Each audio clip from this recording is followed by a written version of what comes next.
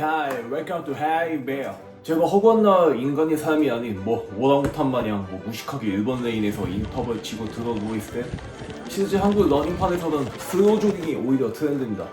유튜브, SNS 봐봐, 다들 슬로우 조깅이야. 트랙 1번 트랙에서 제가 인터벌 할 때 주변 90%는 다 외곽에서 아주 천천히 슬로우하게 조깅만 하다가 집에 가십니다. 이 슬로우 조깅 여지없이 창시자는 일본 국적이 나나카 히로아키입니다. 일본이 운동 생리학자 나나카 히로아키 교수. 나나카 교수는 후쿠오카 대학교 스포츠과학부에서 평생 운동과 건강을 연구한 분으로 해당 대학의 신체활동 연구소를 설립해 소장으로도 활동했어요. 2009년경 느리게 뛰는 조깅법을 체계화하여 그 슬로우 조깅이란 이름으로 발표했는데, 이 아이디어의 배경에는 운동은 고통스러워야 한다는 통념을 깨고 즐겁고 지속 가능한 운동 문화를 만들고 싶다는 철학이 있었습니다. 실제로 나나카 교수는 No pain, no gain은 이저다.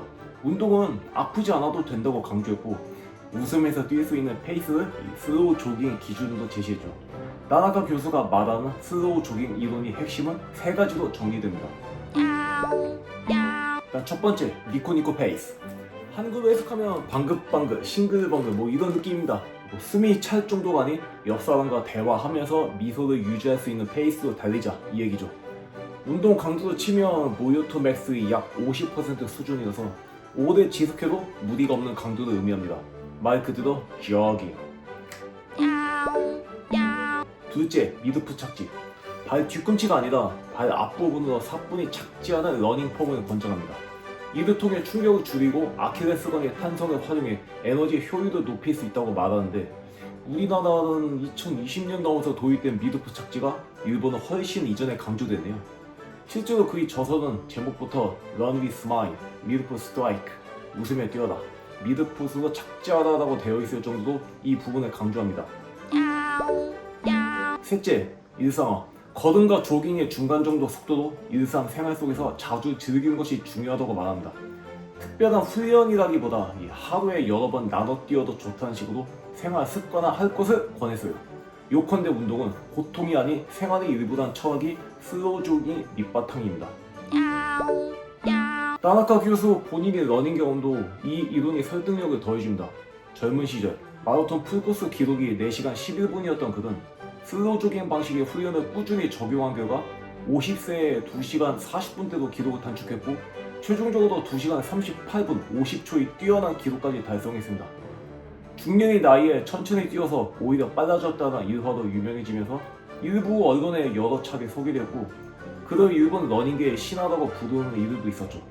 일본 내에서는 나나카 교수의 이론이 NHK 등 방송을 통해 알려지며 큰 반향을 일으켰고, 그가 지도한 슬로우 조깅 교실이 전국적으로 확산되었습니다.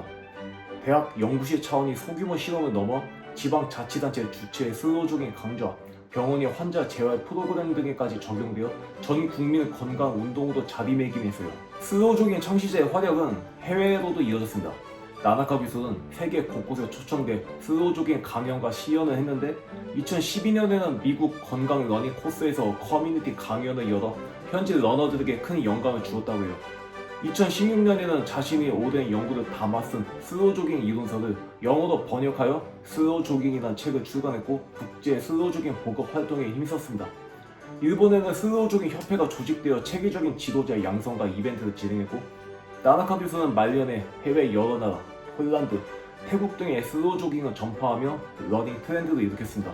2018년 나나카 교수가 별세한 이후로도 제자들과 국제 슬로우 조깅 커뮤니티는 매년 그의 업적을 기리는 슬로우 조깅 데이 행사를 열며 전 세계 러너들에게 웃으며 함께 뛰자는 메시지를 전하고 있습니다.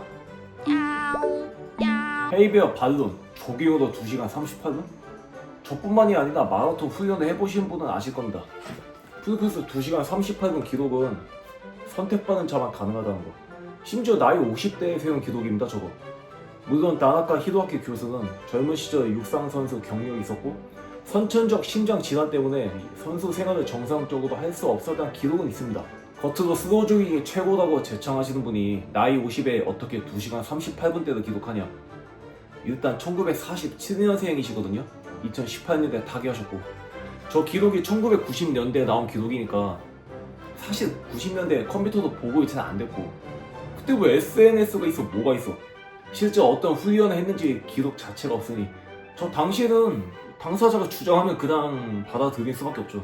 그리고 나나카 교수는 이 슬로우 조깅이라는 개념을 1990년대 후반부터 2000년대 초반에 걸쳐 체계화하고 보급하기 시작했고 2009년 NHK 프로그램 직접 해보고 납득에 출연하여 슬로우 조깅을 소개하였으며 이를 계기로 일본 내에서 큰 주목을 받았습니다.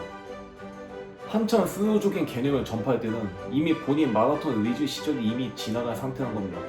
실제로 1990년대 이후에는 슬로우 조깅 이론만 주변에 전파하고 이후 PB를 세우는 노력을 했는지는 기록은 없고 이론상 불가능한 게 한참 TV 나오고 몸값 올릴 때 나이가 60대거든. 아마 본인이 50대도 풀코스 2시간 38분대가 나올 수 있다고 피지컬을 증명한 뒤에 본인이 이론을 거기에 끼워 맞추려 했을 겁니다. 슬로우 조깅은 나나카 히로키 교수에게 많고 많은 훈련 중 하나였을 겁니다. 본인 저서에도 5km씩 주 2회, 3회 달렸다고 주장하는데 정확히 어떤 강도로, 어떤 빈도로, 어떤 보조 훈련과 함께였는지 불명확합니다. 또한 본인이 젊었을 때의 조깅 페이스가 일반인과는 전혀 달랐을 가능성이 큽니다. 이런 얘기 있잖아요. 쟤한테는 조깅인데 나한테는 인터벌이었다고. 페이스 사빵빵이 누군가에게는 20km 지속주 페이스지만 누구에게는 800m 인터벌일 수도 있어요. 무엇보다 슬로우 조깅이라는 이론 혹은 브랜드 창시자로서 상업적, 교육적 목적상 누구나 할 수 있다는 이미지를 창조하기 위해 고강도 훈련을 제외하고 말했을 가능성이 매우 큽니다. 요컨대 나나카 히로키 교수가 말하고 싶었던 것은 건강한 생활 유지가 목적인 시민 러너들에게 슬로우 조깅을 포함한 균형 있는 훈련 시스템을 강조하고 싶었을 가능성이 매우 높고 그 이야기는 슬로우 조깅의 대중화, 과학적 타당성을 설득하기 위한 스토리텔링 요소가 강합니다. 요컨대 슬로우 조깅 하나만으로도 서브 3나 10km 40분 언더는 절대 불가능합니다. 슬로우 조깅에서는 미드푸시 강조됩니다. 왜일까요? 핵심은 충격 흡수와 효율성이 있습니다. 일반적인 러닝에서 많은 초보자들이 발 뒤꿈치부터 막 쿵쿵 디디고 달리는데 이렇게 힐 스트라이크 하면 착지 순간 무릎, 허리에 큰 충격이 전달됩니다. 반면 미드풋, 포어풋, 이렇게 발이 앞쪽으로 사뿐히 착지하면 충격을 완화해 관절 부하를 줄일 수 있어요. 슬로우 조깅은 속도가 느리니 딱 그 걷는 듯한 짧은 보폭으로 앞부분부터 닿게 뛰기 좋습니다. 이렇게 하면 뒤꿈치에 전해지는 충격을 최소화하고 부상 위험을 낮춰주죠. 실제 전문 트레이너들은 미드풋 착지로 뛸 경우 관절에 가해지는 스트레스가 줄어들어 부상 확률이 낮아진다고 설명합니다. 또한 앞꿈치로 디디는 동작은 우리 발목 뒤의 아킬레스건을 효과적으로 활용하게 만듭니다. 아킬레스건은 천연 스프링처럼 탄력을 지니고 있어서 착지시 늘어났다가 튕겨주면서 추진력을 더해줘요. 미드풋 착지라면 이 스프링 효과를 극대화해 에너지 손실 없이 튕겨나가는 느낌으로 달릴 수 있습니다. 쉽게 말해 힐 스트라이크로는 막 탕탕 바닥을 두들긴다 이게 힘이 소모되지만 미드풋은 막 통통 막 트램폴린 밟듯이 뛰어서 더 적은 힘으로 달릴 수 있다는 거죠. 나나카 교수 역시 이 점을 강조하여 슬로우 조깅의 슬로건은 Run is mine, 미드풋 스트라이크라고까지 정했답니다. 요약하자면 미드풋 착지, 관절 보호, 추진력 향상이라는 일석이조의 효과 때문에 슬로우 조깅에서 발 착지 방법을 매우 중시하는 것입니다. 무릎 통증 때문에 러닝을 망설였던 분들도 슬로우 조깅에서는 앞꿈치 착지 교정을 통해 통증 없이 뛸 수 있게 되었다는 후기도 많아요. 느리다고 심폐 능력이 안 늘 것 같지만 오히려 꾸준한 저강도 러닝이 심폐 지구력의 기초 체력을 크게 끌어올린다는 것이 과학적으로 입증돼 있어요. 앞서 언급한 존트 트레이닝은 미토콘드리아 기능을 향상시키고 최대 산소 섭취량을 높여주는 효과가 있는데 슬로우 조깅도 동일한 원리입니다.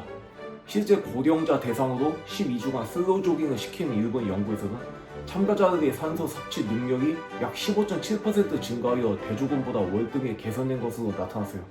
게다가 하체 근육도 함께 향상되어 의자에서 일어서기 테스트 성적이 13% 가까이 좋아졌죠. 걷기도 힘들어하던 70대 분들이 석 달 슬로우 조깅 후에는 가뿐히 생활하는 변화에 연구진도 놀랐다고 합니다. 이처럼 오랜 시간 지속 가능한 유산소 운동이기 때문에 심폐 지구력의 기초를 탄탄히 쌓아주는 효과가 커요. 나아가 가볍게 오래 뛰다 보면 심장과 폐에 부담을 주지 않으면서도 최대 산소 섭취량이 증가해 추후에 속도를 높이는 러닝을 할 때도 이전보다 덜 힘들게 느껴지는 장점이 있습니다. 슬로우 조깅의 또 다른 장점은 무리 없이 안전하다는 거예요. 일반 러닝에 비해 충격량이 적고 자세 교정에 집중하기 때문에 무릎 발목 통증이 현저히 줄어듭니다. 사실 러닝 관절 안 좋다는 인식 때문에 운동을 꺼리는 분들도 많은데 슬로우 조깅은 속도가 느리고 착지 충격이 적어 그런 걱정을 한층 덜 수 있죠. 빠른 러닝과 비교해 부상 위험이 낮다는 것은 전문가들도 동의하는 부분입니다. 특히 과체중인 분들도 슬로우 조깅으로 시작하면 관절에 가해지는 하중을 최소화하며 러닝 습관을 기를 수 있어요. 한 연구에서는 가벼운 조깅을 규칙적으로 한 사람이 전혀 안 움직이는 사람에 비해 관절염 발병률이 오히려 낮다는 결과도 있었는데, 이런 무리하지 않는 선에서 근육을 강화하고 체중을 관리하면 관절 건강에도 이롭다는 뜻이죠. 실제 슬로우 조깅 모임에 나온 60대 분들도 무릎 아픈 게 많이 개선됐다는 얘기를 자주 합니다. 게다가 천천히 뛸 때는 몸이 움직임을 느끼며 자세를 교정하기 쉬워서 자세 불량으로 인한 부상을 예방하는 데도 좋습니다. 슬로우 조깅은 앞서 언급한 대로 심장 건강에도 긍정적인 효과가 있습니다.